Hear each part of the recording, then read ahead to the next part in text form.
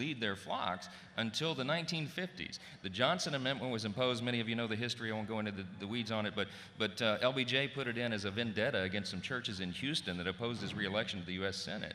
And there was no real debate in the House or anything in the Congress when it was imposed in the Internal Revenue Code, and it's silenced and censored the church. So we have legislation now that is pending that will change that restriction and unleash the pulpits of this country again. That's the moral leadership that we need for America at this very pivotal time, and it could be a game changer, Tom. Yeah, the voices...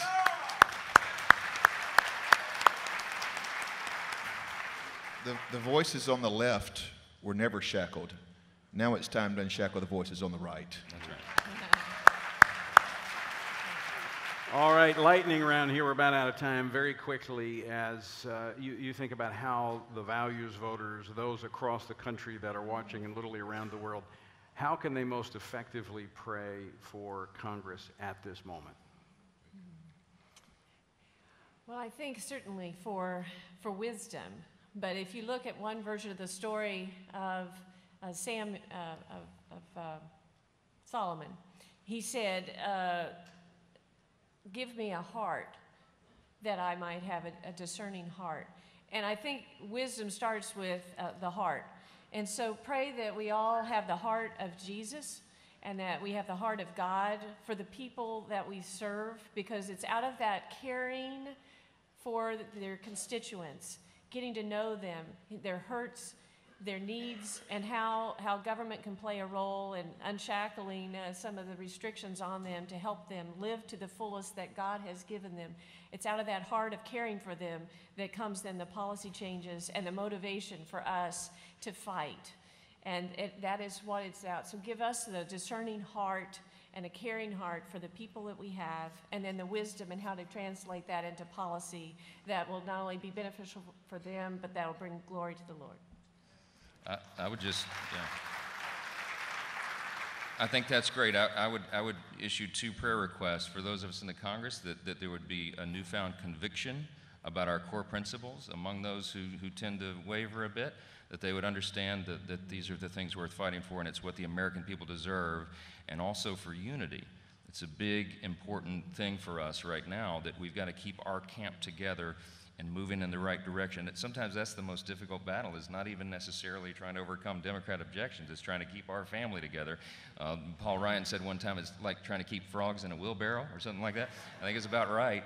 But we could use that unity, and I'm so grateful for the leadership of Mark and Vicki and people like them in the Congress who are leading the way on that. As a freshman, it's been very gratifying to serve with heroes like this, and we're grateful for your prayers, because that's what makes the difference.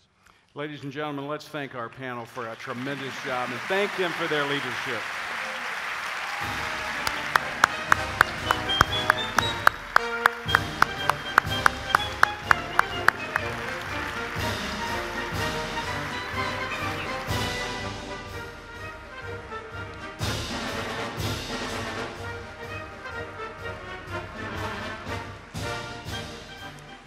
Thank you, ladies and gentlemen, for that great ovation. I really appreciate it so much. Our next speaker is the chairman of the House Freedom Caucus, a group of roughly 40 conservative members of Congress dedicated to giving a voice to those who feel forgotten by their government. During his time in Congress, he has championed fiscal responsibility, accountable government, pro-growth economic policies, pro-family and pro-life initiatives, and a strong national defense. From the great Tar Heel state of North Carolina, ladies and gentlemen, would you please welcome Representative Mark Meadows. Good morning.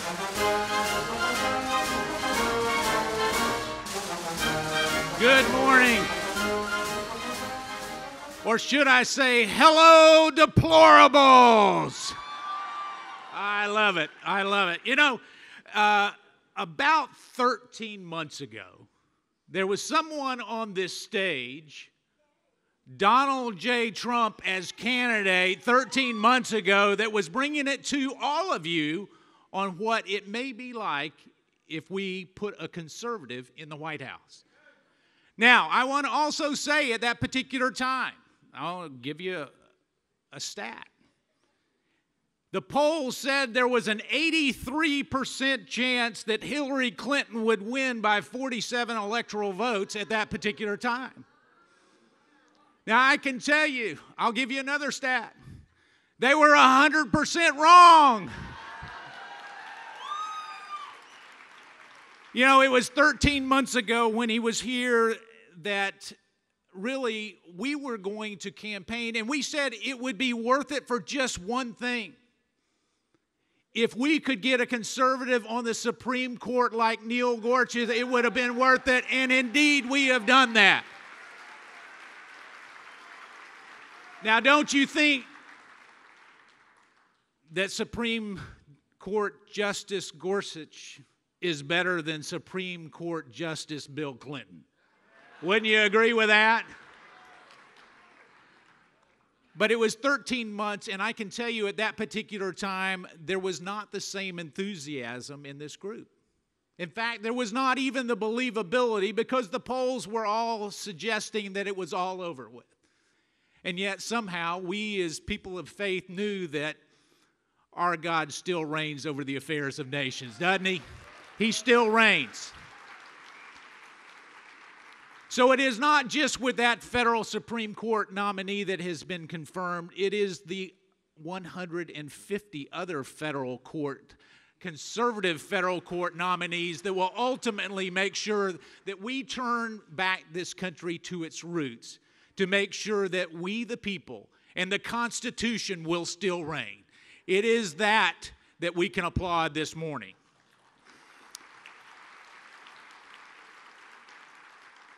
But I also, since we're looking back at September, I want us to look back even further to a September that happened some time ago, and it was a September during the Battle of 1812, and actually it happened in 1814. And many of you might have known it was the Battle of Baltimore. Fort McHenry was off there, and there was 25 hours of bombardment, bomb after bomb, cannonball after cannonball, going in to not only make sure that the strongest country in the world at that time, England, would take over a fledgling country like the United States. Now, I share that because at that particular time, they had anticipated the battle that would come. And I share that today with you because we need to anticipate the battle that is still raging on the streets of Washington, D.C. in this place that they call the swamp. Now, I understand Tony came out and it is time that we, drain the swamp, right?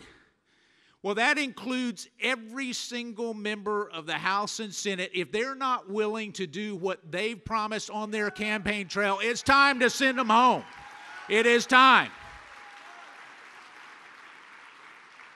But going back to that battle, there was the bombardment for 25 hours, and yet there was a flag that had been specially made to fly over that particular fort.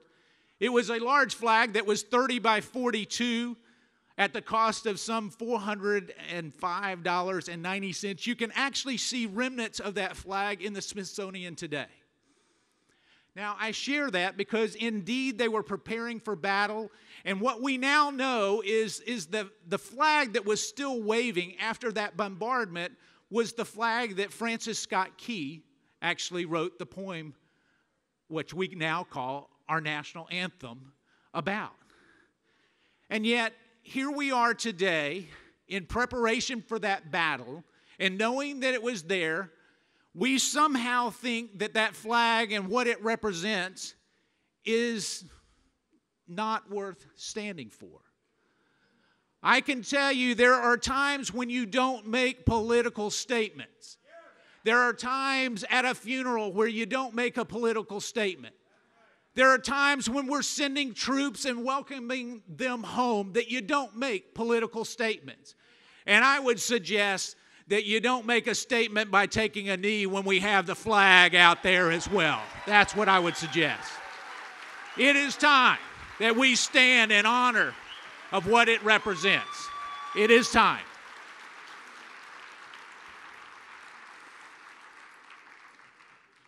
But perhaps you don't know the story that is told a little bit around that time that is not commonly known, like the national anthem. And it's a story that talked about 22 patriots that were fishermen that actually came in and they sunk their boats in the harbor to make sure that the enemy couldn't get close enough for those cannonballs to take full effect. It was 22 patriots that actually sunk their boat in the harbor. It was their livelihood. They were fishermen. They were willing to sacrifice it all for what many at that time were calling a lost cause.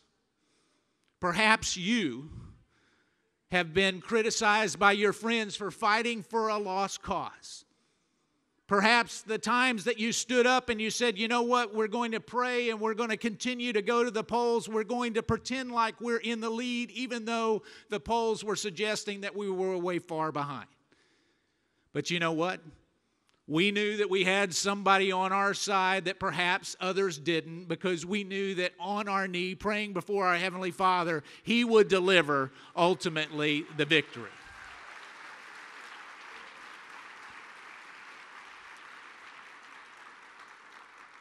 And so I ask you today, are you willing to still be one of those 22 patriots?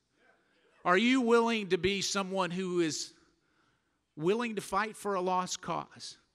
When all of the media says that your voice doesn't matter, will you join me in making sure that they know that your voice matters and it is not to be denied?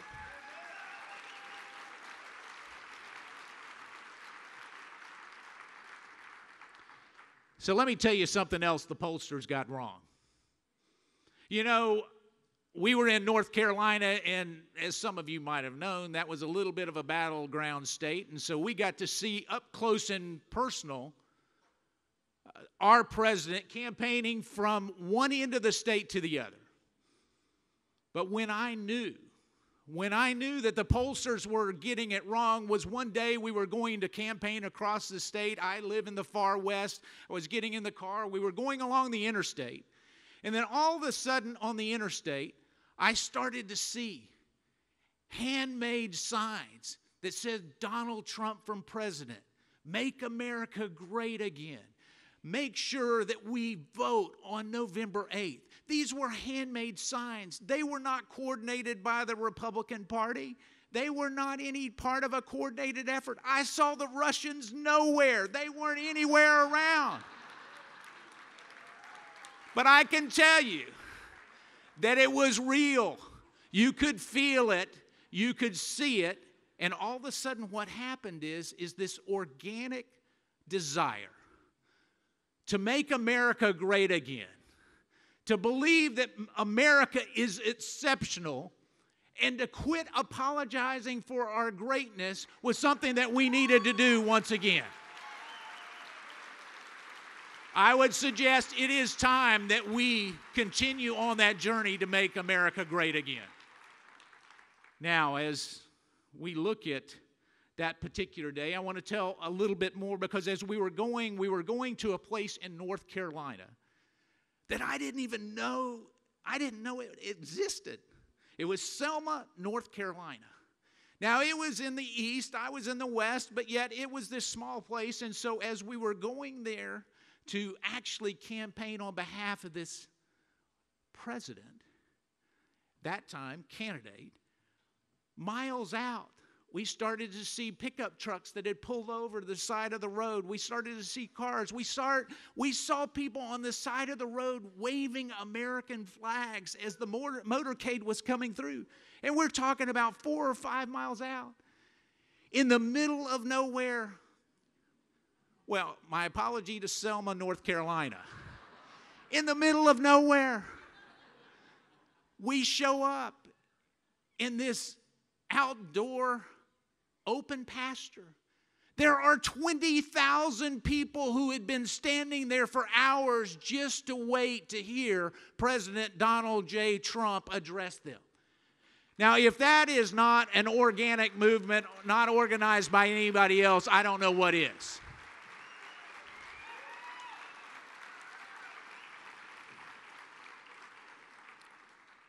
So here is my challenge and encouragement to you. We need to continue to show the same type of energy that is there. The same type of energy that was there before November 8th. And we need to understand that this president is serious about doing business. He outworks everybody. Now, I know it would not be hard to outwork Congress. But he works until 1 o'clock in the morning. He goes to sleep for a few hours. He gets up at 5:30 or 6 in the morning. And when you see this, he is willing to work harder than anybody else. We should do the same. It is time that we help this president out. Now, he has rolled back all kinds of regulations. In fact, more regulations have been rolled back. Substantial regulations have been rolled back in the first 9 months of his presidency than any in modern times. But we need to help him, don't you think? Don't you think it's time that Congress quits talking and they start doing? Isn't it time?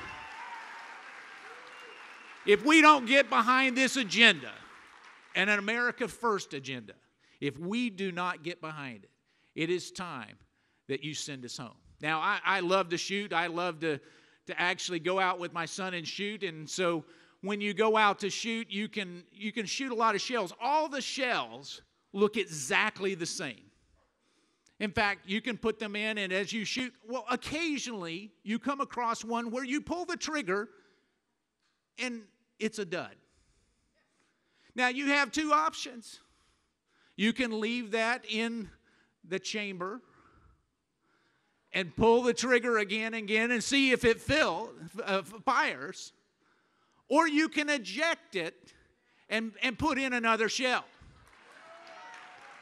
I would suggest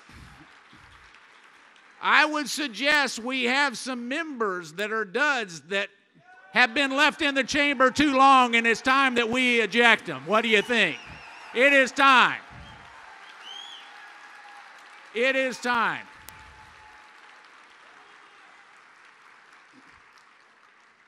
Quit trying to make them perfect. Eject them. Start over with a fresh shell.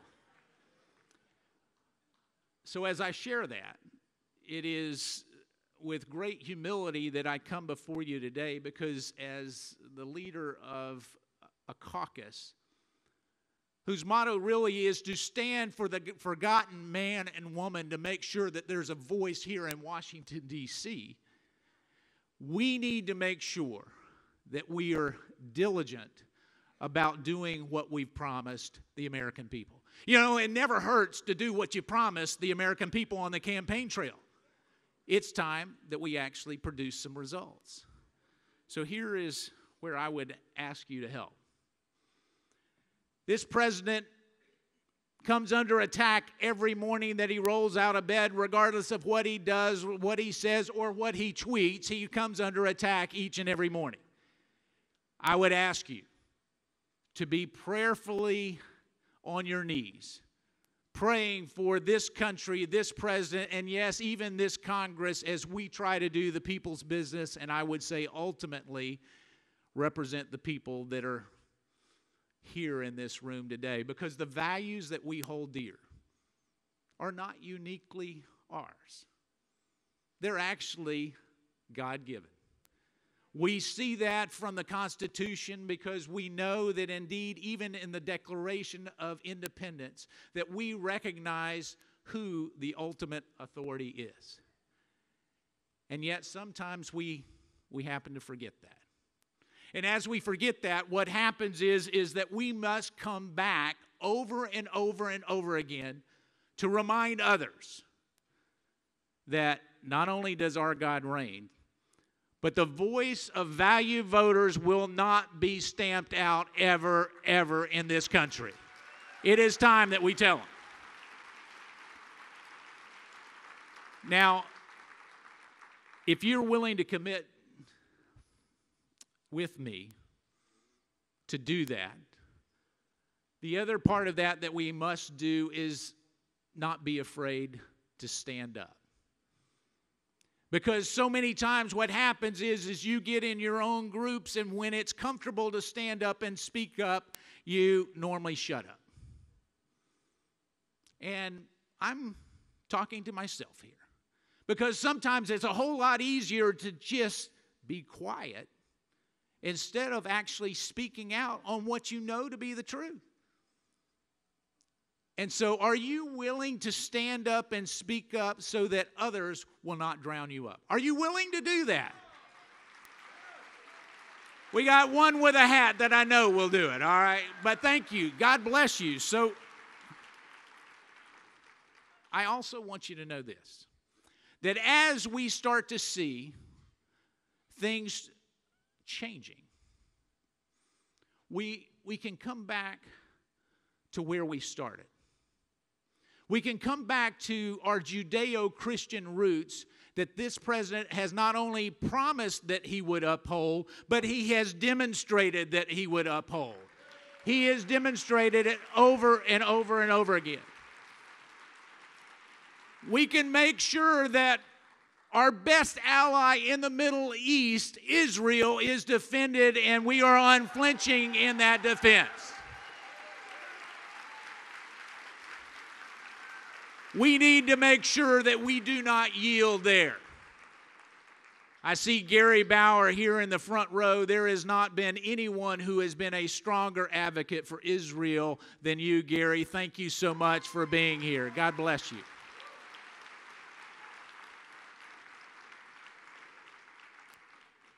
So here we are, 9 months into a new administration. We have 8 Democrats in the Senate that often will believe that they're going to run things. But I tell you, it is time that we get rid of the 60-vote cloture rule in the Senate and start ruling like a majority. The heck with tradition, it is time. It is time that we do that. I'm for no more excuses. It is time to get rid of the excuses. So let me close with this story.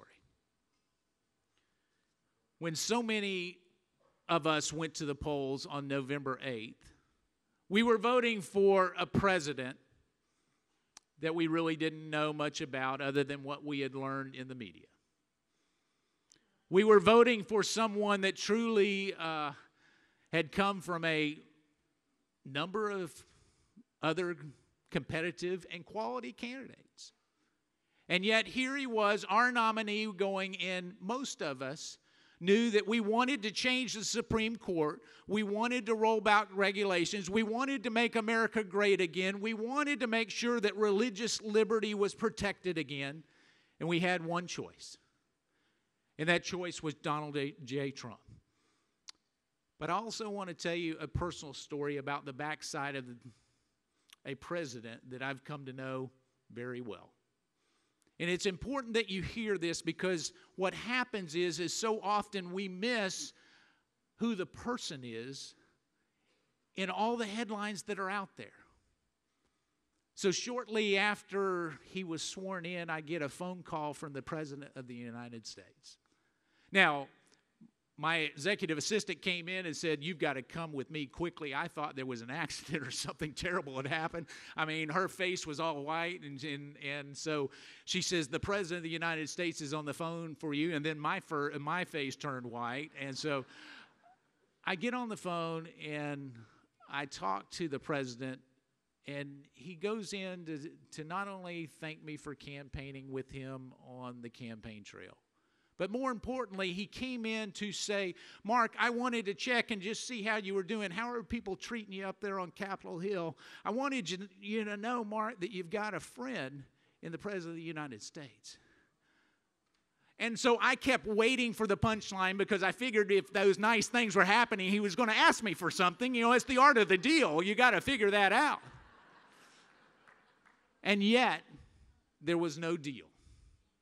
In fact, it's the thing that I remember most about that phone call, is that 4 or 5 minutes into the phone call, he says, "I just wanted to check with you, Mark, and make sure you were okay." And if you ever need anything, just give me a call. There was no request. There was no demand. There was even not a hint of encouragement of where he wanted me to be. That's the man that we have at 1600 Pennsylvania Avenue. That's the man that you elected on November 8th. And that's the man that will make America great again. God bless you. Thank you so much. It's great to have been with you. Thank you. God bless you.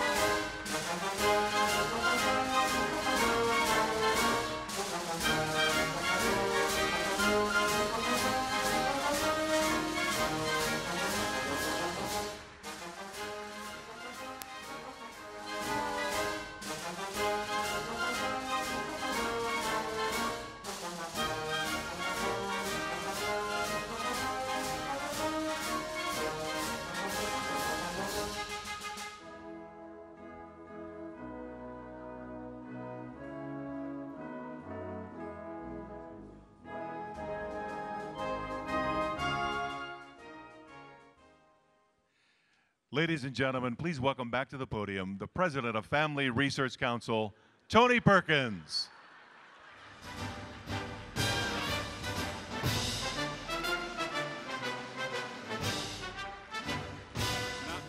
Not the president you were expecting. He's coming. Ladies and gentlemen, a little over a year ago when we gathered in this place, the future of our republic was uncertain. Today, it still hangs in the balance, but if we seize this moment, we can preserve freedom for generations yet to be born. You know, we've seen the response of the left to the initiatives and policies of this president. And an old farmer once told me, if you throw a rock into a pig pen, you can always tell which one you hit by who squeals the loudest. That sounds pretty simple. But it's revealing when you hear how loud the left is squealing.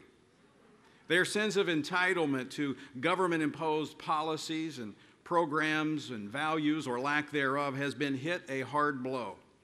We now have a president who reveres the Constitution and honors the laws of our land. And to make matters worse for the left, we actually have a president who is keeping his campaign promises.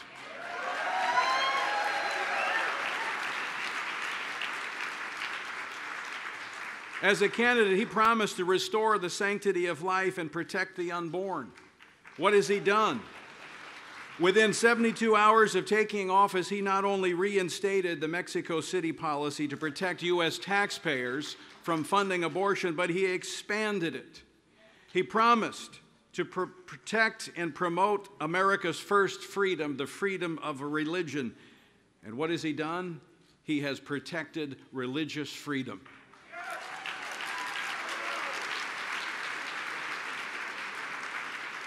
He promised to stop the social experimentation of our nation's military, which left it depleted and demoralized. And what has he done? He has had the courage and the conviction to keep his campaign promises and do just that.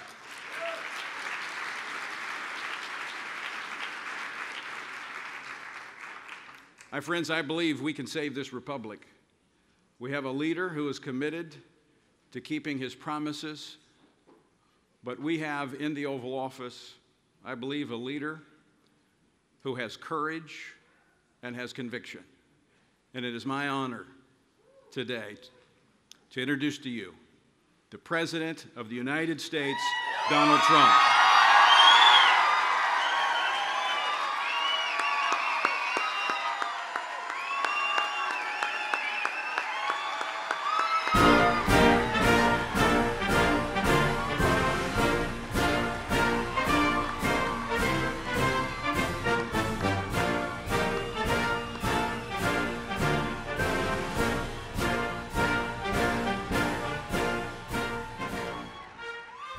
Thank you very much, Tony.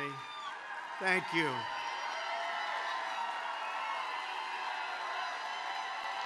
Thank you very much.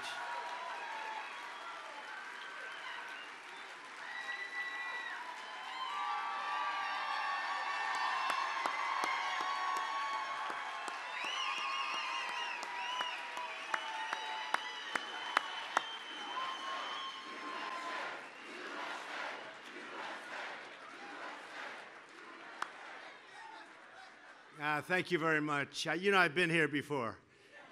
You do know that. Before the big day on November 8th, I was here. I want to thank Mark Meadows and all of the folks that have really made this possible. And Tony, tremendous guy. We have some incredible people that we love and that we're involved with, so we all know that. And I'm being followed by Mr. Bennett. You know that, right? And I've been watching him say nice things about me before I knew him. Those are the ones I like, where they speak well of you before you know them, right? But I really want to thank everybody and Tony for your extraordinary leadership of this organization. And I want to thank also Lawana for your dedication to the faith community and to our nation. Works so hard. It's great to be back here with so many friends at the 2017 Values Voter Summit, and we know what that means. We know what that means. America is a nation of believers, and together we are strengthened and sustained by the power of prayer. True. As we gather for this tremendous event, our hearts remain sad and heavy for the victims of the horrific mass murder last week in Las Vegas. It was an act of pure evil. But in the wake of such horror, we also witnessed the true character of our nation. A mother laid on top of her daughter to shield her from gunfire. A husband died to protect his beloved wife. Strangers rescued strangers, police officers, and you saw that, all of those incredible police officers, how brave they were, how great they were running into fire. And first responders, they rushed right into danger. Americans defied evil and hatred with courage and love. The men and women who risked their lives to save their fellow citizens gave proof to the words of this scripture. The light shines in the darkness, and the darkness has not overcome it.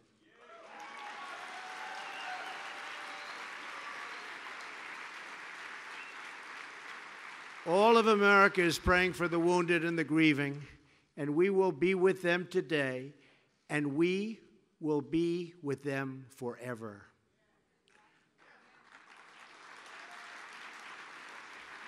Just want to finish by saying really, and we understand it was so horrific to watch and so terrible, but to those who lost the ones they love, we know that we cannot erase your pain, but we promise to never, ever leave your side. We are one nation, and we all hurt together, we hope together, and we heal together.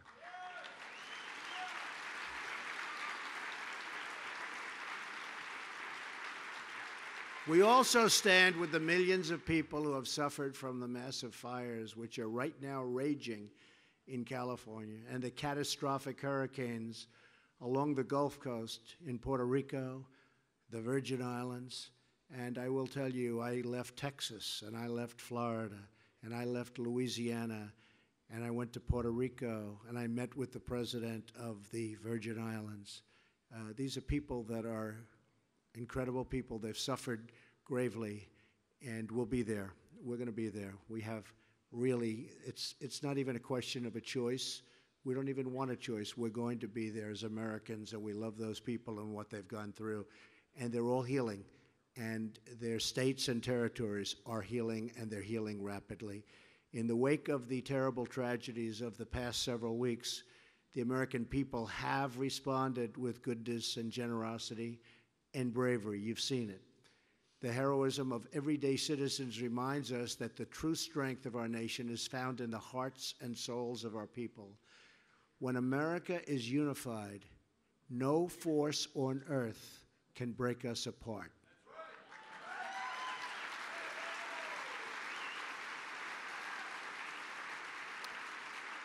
We love our families. We love our neighbors. We love our country. Everyone here today is brought together by the same shared and timeless values.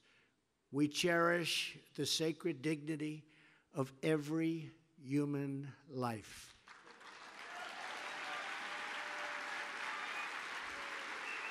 We believe in strong families and safe communities. We honor the dignity of work. We defend our Constitution. We protect religious liberty.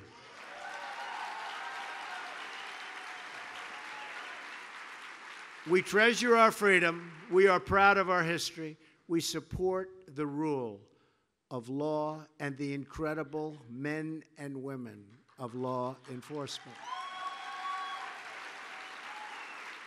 We celebrate our heroes, and we salute every American who wears the uniform. We respect our great American flag.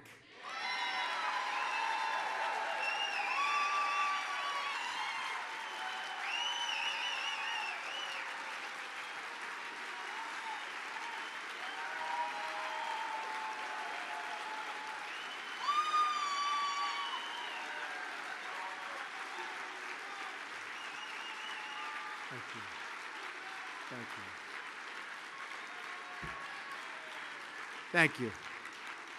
And we stand united behind the customs, beliefs, and traditions that define who we are as a nation and as a people. George Washington said that religion and morality are indispensable to America's happiness, really prosperity, and totally to its success. It is our faith and our values that inspires us to give with charity, to act with courage, and to sacrifice for what we know is right. The American founders invoked our Creator 4 times in the Declaration of Independence, 4 times.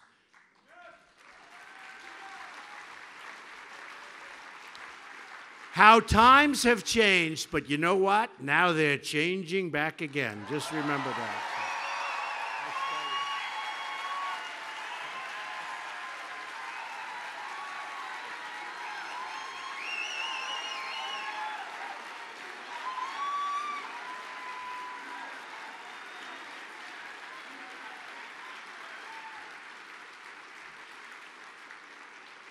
Benjamin Franklin reminded his colleagues at the Constitutional Convention to begin by bowing their heads in prayer. Religious liberty is enshrined in the very First Amendment of the Bill of Rights, and we all pledge allegiance to very, very beautifully, one nation under God. This is America's heritage, a country that never forgets that we are all, every one of us, made by the same God in heaven. When I came to speak with you last year, I made you a promise. Well, one of the promises I made you was that I'd come back. See?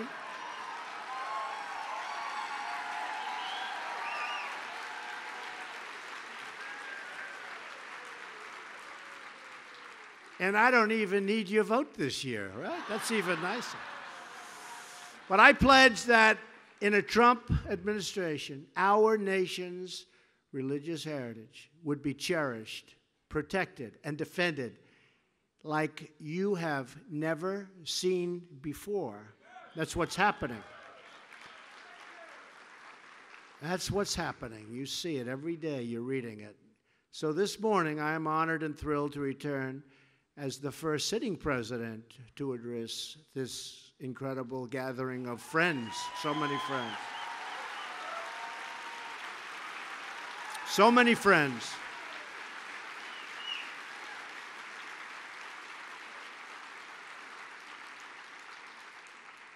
And I'll ask Tony and all of our people that do such a great job in putting this event together Can I take next year off or not? Or do I have to be back?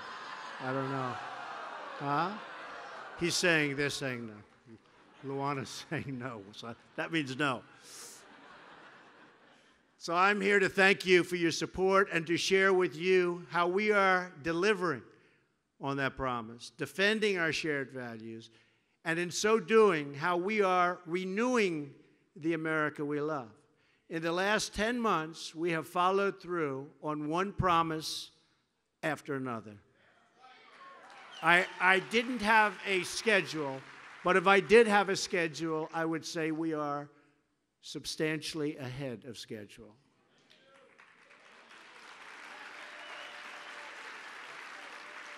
Some of those promises are to support and defend the Constitution. I appointed and confirmed a Supreme Court justice in the mold of the late, great Justice Antonin Scalia. The newest member of the Supreme Court, Justice Neil Gorsuch.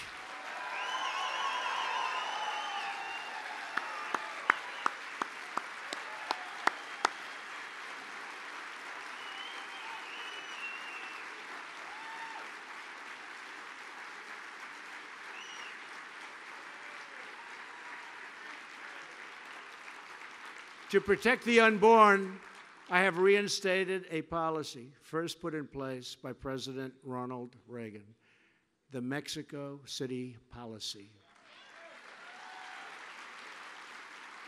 To protect religious liberty, including protecting groups like this one, I signed a new executive action in a beautiful ceremony at the White House on our National Day of Prayer.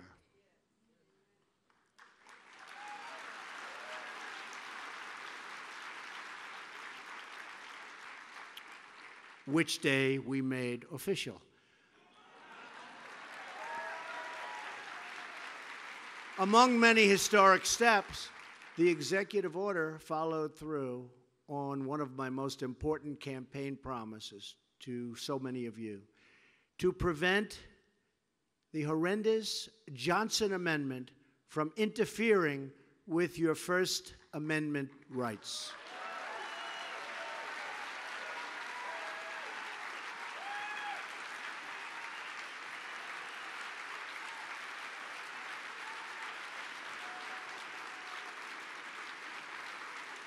Thank you. We will not allow government workers to censor sermons or target our pastors, our ministers, our rabbis. These are the people we want to hear from, and they're not going to be silenced any longer.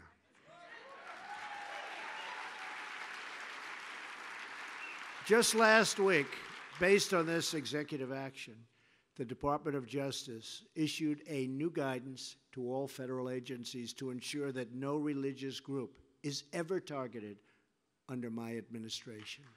Won't happen. We have also taken action to protect the conscience rights of groups like the Little Sisters of the Poor. You know what they went through. What they went through. They were going through hell, and then all of a sudden they won. They said, how did that happen? We want to really point out that the Little Sisters of the Poor and other people of faith, they live by a beautiful calling, and we will not let bureaucrats take away that calling or take away their rights. We are stopping cold the attacks on Judeo-Christian values.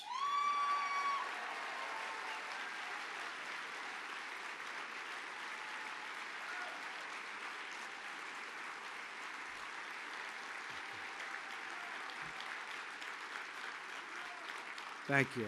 Thank you very much. And something I said so much during the last 2 years, but I'll say it again as we approach the end of the year. You know, we're getting near that beautiful Christmas season that people don't talk about anymore. They don't use the word Christmas because it's not politically correct. You go department stores and they'll say Happy New Year, and they'll say other things, and it'll be red. They'll have it painted, but they don't say, well, guess what? We're saying Merry Christmas again.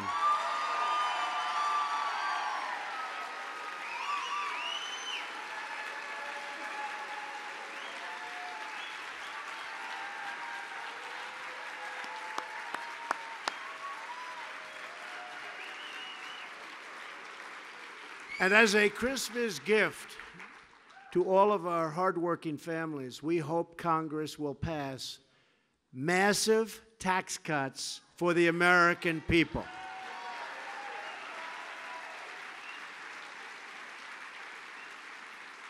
That includes increasing the child tax credit and expanding it to eliminate the marriage penalty.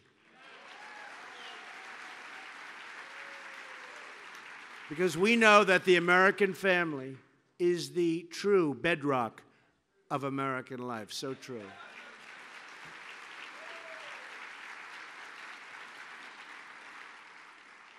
This is such an exciting event because we are really working very hard, and hopefully Congress will come through. You saw what we did yesterday with respect to health care. It's step by step by step.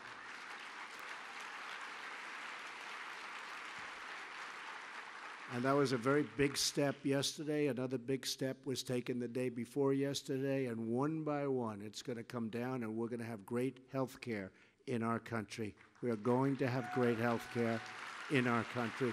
We're taking a little different route than we had hoped because getting Congress, they forgot what their pledges were.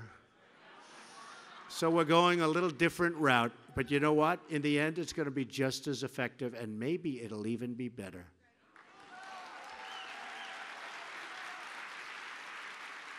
For too long, politicians have tried to centralize the authority among the hands of a small few in our nation's capital. Bureaucrats think they can run your lives, overrule your values, meddle in your faith, and tell you how to live, what to say, and how to pray. But we know that parents, not bureaucrats, know best how to raise their children and create a thriving society.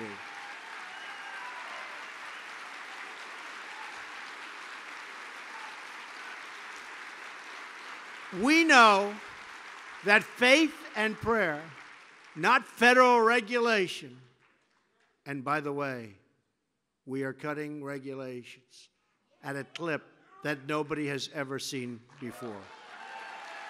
Nobody.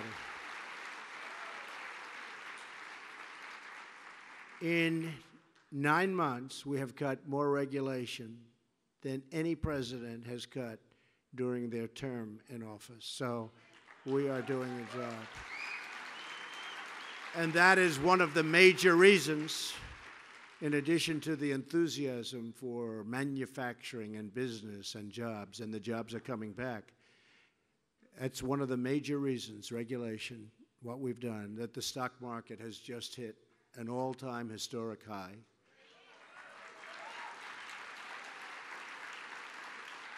That just on the public markets, we've made, since Election Day, $5.2 trillion in value. Think of that, $5.2 trillion. And as you've seen, the level of enthusiasm is the highest it's ever been, and we have a 17-year low in unemployment. So we're doing really some work. We know that it's the family and the church, not government officials, that know best how to create strong and loving communities. And above all else, we know this. In America, we don't worship government, we worship God.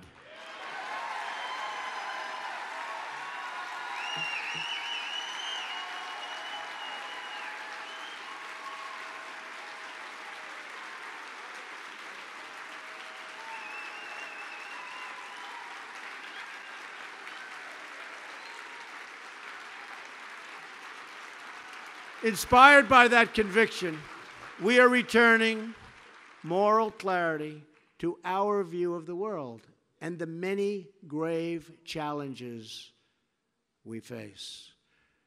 This afternoon, in a little while, I'll be giving a speech on Iran, a terrorist nation like few others, and I think you're going to find it very interesting.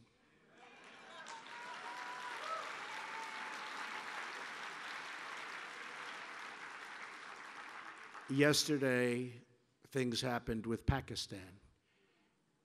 And I have openly said Pakistan took tremendous advantage of our country for many years. But we're starting to have a real relationship with Pakistan, and they're starting to respect us as a nation again, and so are other nations. They are starting to respect the United States of America again. And I appreciate that. And I want to thank the leaders of Pakistan for what they've been doing.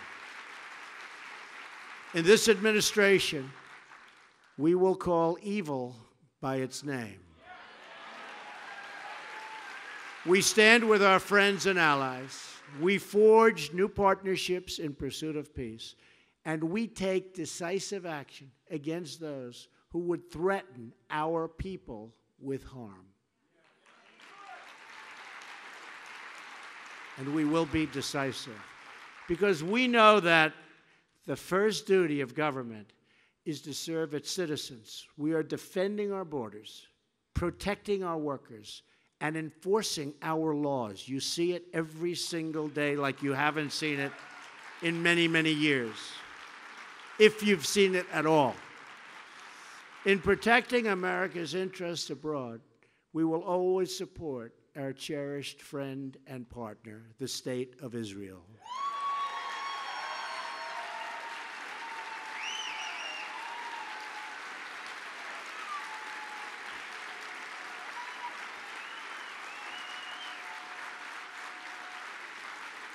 We will confront the dangers that imperil our nation, our allies, and the world, including the threat of radical Islamic terrorism. We have made great strides against ISIS, tremendous strides. I don't know if you've seen what's going on, but tremendous strides against ISIS. They never got hit like this before.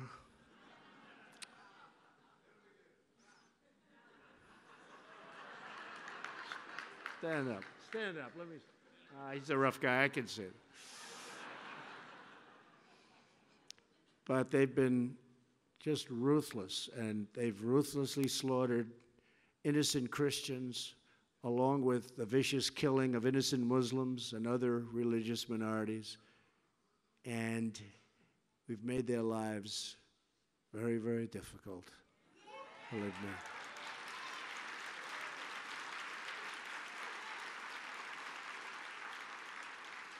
We've done more against ISIS in 9 months than the previous administration's done during its whole administration. By far, by far.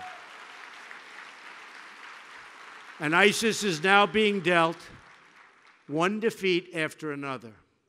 We're confronting rogue regimes from Iran to North Korea, and we are challenging the communist dictatorship of Cuba and the socialist oppression of Venezuela, and we will not lift the sanctions on these repressive regimes until they restore political and religious freedom for their people. All of these bad actors share a common enemy, the one force they cannot stop, the force deep within our souls, and that is the power of hope. That is why, in addition to our great military might, our enemies truly fear the United States, because our people never lose faith, never give in, and always hope for a better tomorrow. Last week, Melania and I were reminded of this in a powerful way when we traveled to Las Vegas. We visited a hospital where some of the survivors were recovering from absolutely horrific wounds. We met a young man named Brady Cook. He's 22 and a brand new police officer. That night was Brady's second day in field training. His second day as a policeman. Can you believe that? But when the shooting began, he did not hesitate. He acted with incredible courage, rushing into the hail of bullets, and he was badly shot in his shoulder. This is what Brady said. I didn't expect it, but it's what I signed up for. When stuff goes down, I want to be there to face evil and to protect the good, innocent people that need it. And here's a young guy, great guy, and second day, he said, Brady, don't worry about it. It's going to be easier from here.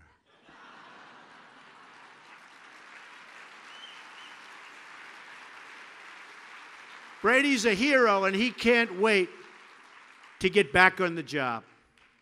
Several weeks before, when Hurricane Harvey hit Houston, a local furniture store owner who's known in Texas as Mattress Mac decided he had to help. When the rain began to flood the streets of the city, he sent out his furniture trucks to rescue the stranded. He brought them back to his stores and gave them food and a clean, dry place to stay, even if it meant ruining countless dollars worth of furniture. As Mattress Mac put it, my faith defines me. It's who I am. We can afford the cost. We can't afford what we can't. And he said this very strongly. What we can't afford is to cause people to lose hope. In Brady and Mac, we see the strength of the American spirit. This spirit of courage and compassion is all around us every day. It is the heartbeat of our great nation. And despite certain coverage, that beat is stronger than it's ever been before. You see right through it. That beat is stronger than it's ever been. We see this spirit in the men and women who selflessly enlist in our armed forces and really who go out and risk their lives for God and for country. And we see it in the mothers and the fathers who get up at the crack of dawn. They work 2 jobs and sometimes 3 jobs. They sacrifice every day for the furniture and future of their children. They have to go out. They go out, they work. The future of their children is everything to them. They put it before everything. And they make sure that the future of their children has God involved in it. So important to them. We see it in the church communities that come together to care for one another, to pray for each other, and to stand strong with each other in times of need. The people who grace our lives and fill our homes and build our communities are the true strength of our nation and the greatest hope for a better tomorrow. As long as we have pride in our country, confidence in our future, and faith in our God, then America will prevail. We will defeat every evil, overcome every threat, and meet every single challenge. We will defend our faith and protect our traditions. We will find the best in each other and in ourselves. We will pass on the blessings of liberty and the glories of God to our children. Our values will endure. Our nation will thrive. Our citizens will flourish. And our freedom will triumph.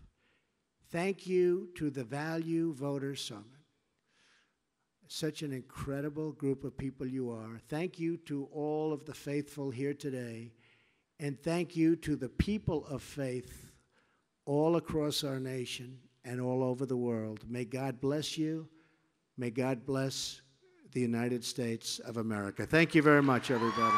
Thank you. Thank you. Thank you, everybody.